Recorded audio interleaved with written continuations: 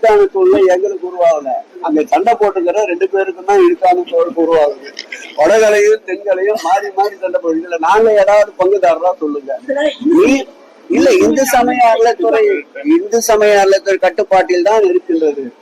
நாங்கள் அர்ச்சகர்களை, அவர்களை தெய்வத்திற்கு பணி செய்கின்றவர்களை போற்றுகின்றோம், மதிக்கின்றோம், துதிக்கின்றோம். அவர்கள் அதை உணர்ந்து அவர்களுக்குள் ஒரு சுகமான சூழலுக்கு செல்ல வேண்டும்.